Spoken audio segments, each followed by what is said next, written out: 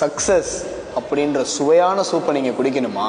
அப்போ நீங்க தவளையா மாற வேண்டிய நேரம் வந்துருச்சு. ஒரு ஊர்ல 3 தவளைங்க இருந்துச்சு.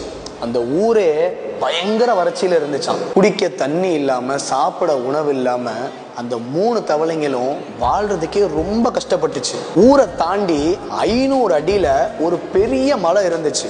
அந்த மலையை தாண்டி போனா சாப்பிட்றதுக்கு சாப்பாடு, குடிக்கிறதுக்கு தண்ணி எல்லாமே கிடைக்கும்ட்டு அந்த 3 தவளைங்களும் ஊரை விட்டு போறதுக்கு முடிவெடுக்கிறாங்க. ஆனா அந்த மலையை தாண்டது அவ்வளோ ஈஸியாலாம் இருக்காதுன்னு ஒரு தவளை சொல்லுது. அங்க பாம்பு, கழுகுன்னு நிறைய ஆபத்து இருக்குதுன்னு சொன்னுச்சு. 100 அடி ஏறினதும் ஒரு தவளை பயத்திலே கீழே இறங்கிருச்சு. 200 அடியில இன்னொரு தவளையும் கீழே இறங்கிருச்சு. 3வது தவளை மட்டும் மலையை ஏறி போயிடுச்சு. டேய், இவன் மட்டும் எப்படா மேலே ஏறி போனான்னு கீழே இருக்கிற தவளை இன்னொரு தவளை கிட்ட கேட்கும் போது அதுக்கு அந்த தவளை சொன்னிச்சான், டேய், அவனுக்கு காது கேட்காதுடா, அதனாலதான் தைரியமா பயமே இல்லாம மலையை ஏறி போயிட்டான்னு சொன்னிச்சான். இந்த மாதிரி தாங்க உங்களை சுத்தி இருக்கவங்க எதையாச்சும் சொல்லி உங்களை பயமுத்திக்கிட்டே இருப்பாங்க. நீங்க அதெல்லாம் காதுலே வாங்கிக்காம நம்ம செவிட்டு தவளை மாதிரி முன்னேறி போய்கிட்டே இருங்க.